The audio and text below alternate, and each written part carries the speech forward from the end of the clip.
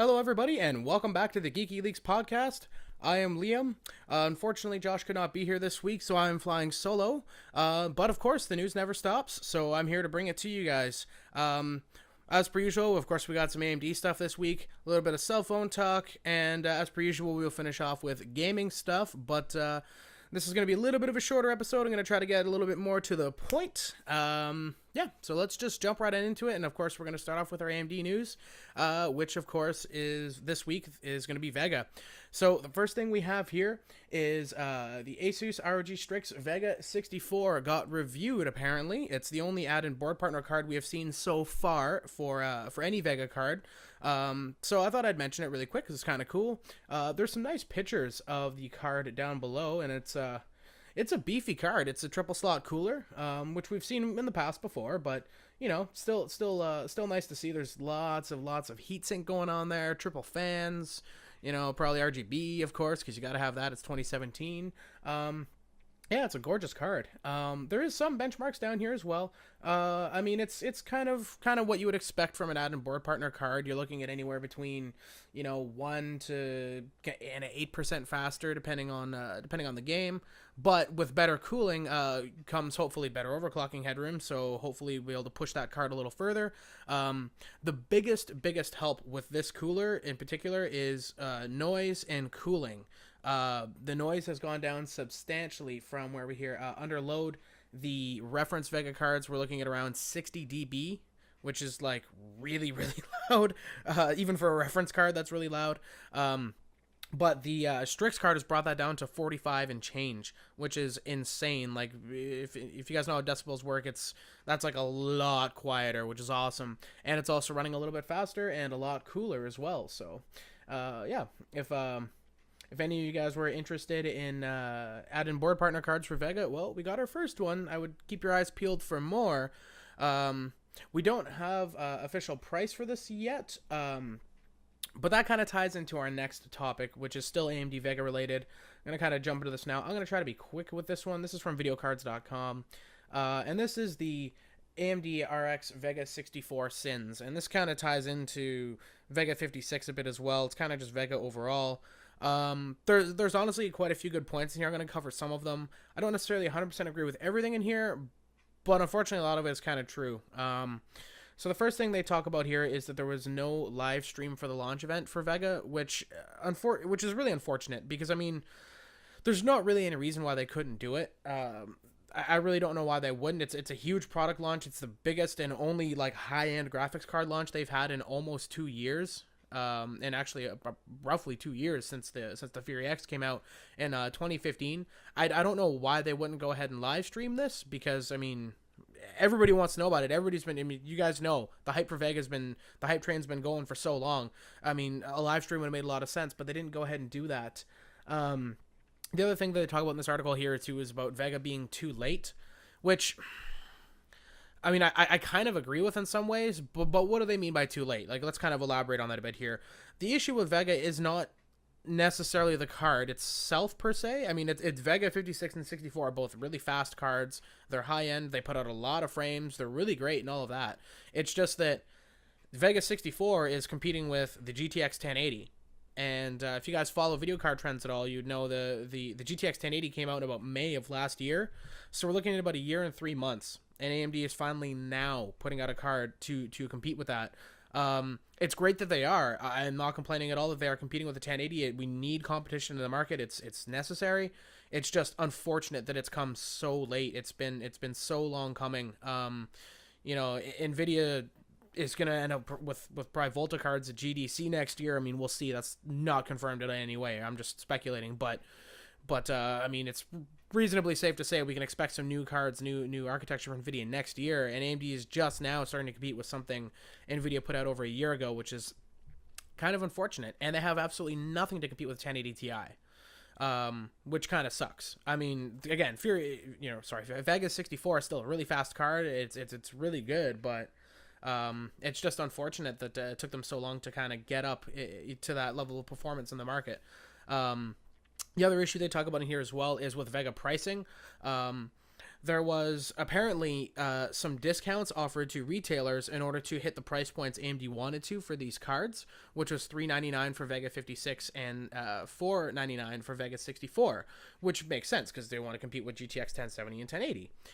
But apparently these rebates are ending very soon, if not already, which could bring the prices of Vega up about $100. So then your Vega 56 is going to be $499 and Vega 64 will be $599. And we're not even talking about the liquid cooled Vega 64, which was already, I think, $699, the same price as the 1080 Ti. Now, if that's unfortunate, because if that is the case, all of a sudden these cards become a way less enticing buys, for all you guys out there, because, why would you spend $100 more on a card for the same roughly performance that you can get on something that's $100 cheaper on the other side of the fence? Not to mention power efficiency and all of the other things that go along with that, but I hope this is not true. I hope the prices stay where they are. The Vega 56, from what we've seen, has been very, very competitive with 1070, and in fact is, usually slightly ahead of it in most games that are tested. So I really hope they can keep that $399 price point on Vega 56. Otherwise, I don't know who these are honestly really going to appeal to, other than, of course, a lot of AMD fans out there that want the latest and greatest, by all means. But if you're going for performance per dollar and these cards suddenly shoot up by $100, all of a sudden the performance per dollar is not what it was, and not what we were led to believe it would be either. So let's hope that that's not true. Let's hope these prices stay the same. Yeah. The other thing that they talk about here was just about AMD not really giving reviewers a lot of time for testing. I was watching WAN show with Lioness the other day and Luke, and they were talking about how they got Vega 56 on a Friday, and the review was supposed to go up Monday at 6 in the morning. That doesn't give people a whole lot of time to test the cards. It really doesn't, especially when, the drivers weren't really ready and they're receiving new drivers like, every couple days or so. I believe they even said they got a new one over the weekend while they were testing, which is unfortunate. I would sooner see AMD push back the launch by a couple weeks and just, at least, if nothing else, make sure the drivers are ironed out for launch, but it is what it is. It's already done.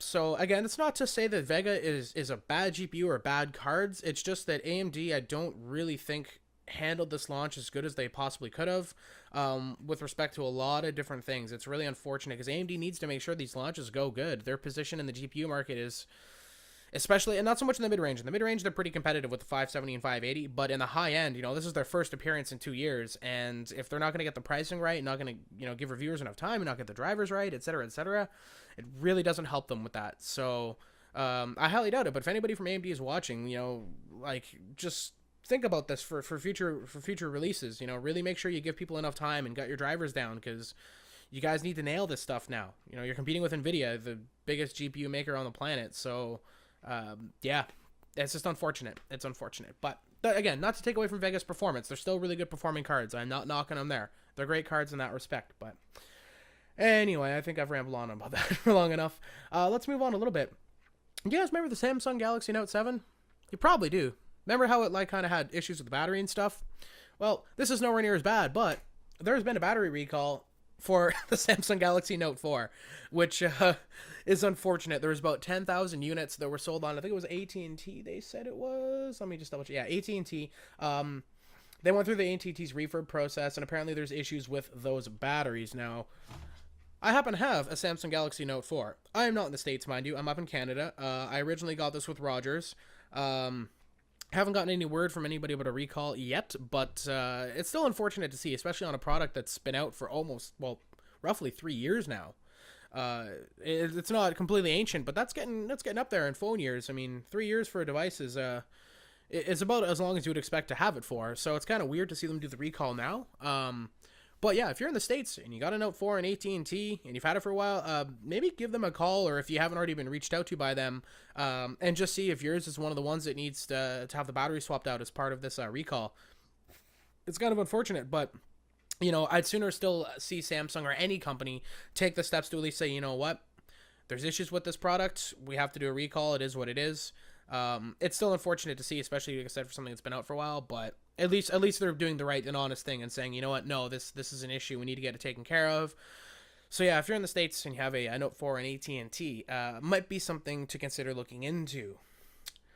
But speaking of phones, Android O is apparently coming out on the 21st, which is Monday, which is sweet. Android O, they do new releases of Android every year. this one's no different. They're, it's gonna have lots of new features. We've already talked about some of the features of it in previous podcasts, so I'm not gonna get into that too much here. But yeah, apparently that's going to be coming out on Monday, which is sweet. Of course, if you already have an Android device, you're going to be hoping and waiting that you get the update, which if it's been made in the last year or so, you might. It all depends on your manufacturer and your carrier and all sorts of other long-winded conversations we could get into. But it's always nice to see them pushing forward. There's going to be some pretty cool new features in Android O. And it will be nice to see all of them finally officially announced on Monday. So stay tuned for that. It's always good to see new software coming out for phones.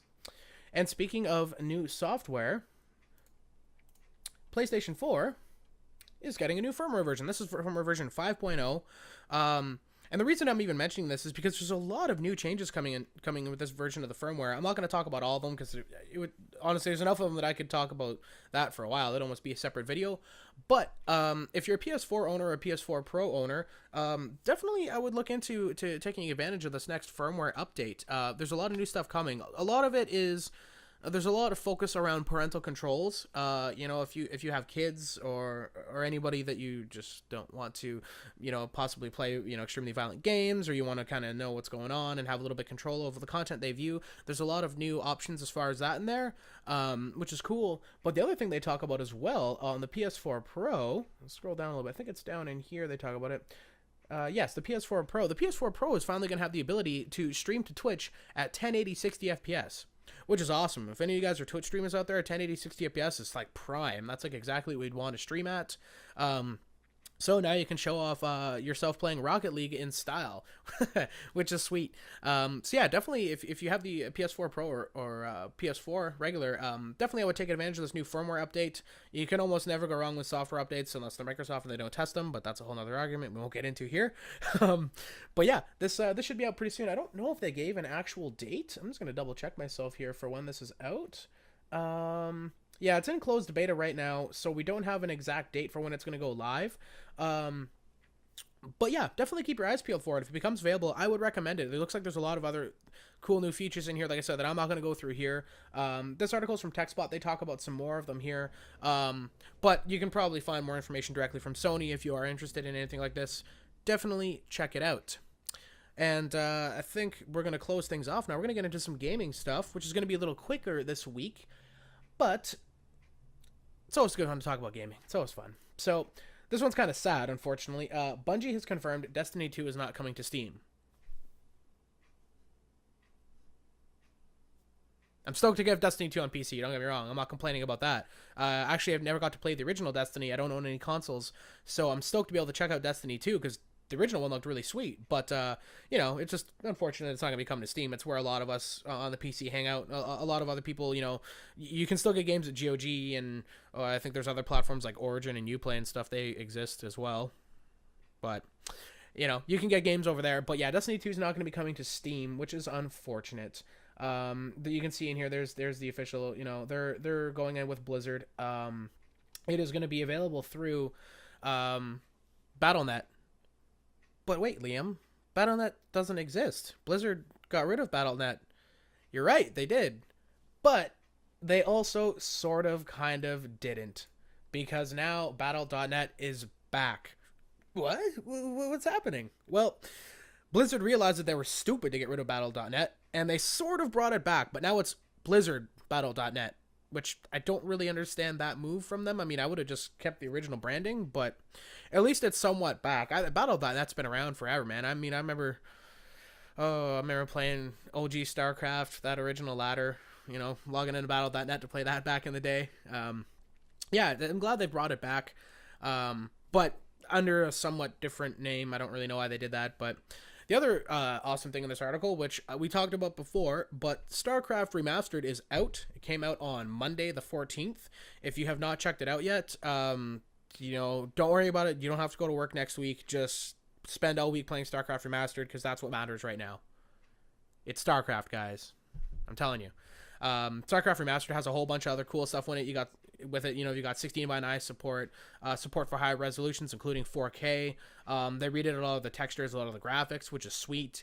And overall, they just kind of revamped the whole game, but kept that original feel. They didn't change like the AI and stuff. They didn't change the maps. Like, it's all still the original game. They just you know, polished it up really nice and re-released it, and it's cheap. I think it's like $14 in the US or $15, and it's $20 here in Canada, which is awesome. So it's not like they're charging you like whole new game price. Yeah, so if you have not played StarCraft Remastered yet, do that. You know, skip work, well, maybe not skip school. I don't know, maybe the afternoon if it's a slow afternoon, but definitely take some time and play StarCraft Remastered because it is awesome. Yeah, that is unfortunately all I had for this week. I know it's a little bit shorter than usual, but other than the Vega stuff, it was a little bit slower this week, so I had to kind of try to find a couple other things to get in here. But as always, thank you everybody for watching. I appreciate it so much. Josh should be back with me here next week. Like the video if you liked it. Comment down below if there's something we didn't talk about that you think we should have. You know, share the video around by all means. And again, thank you for watching. We will see you next time.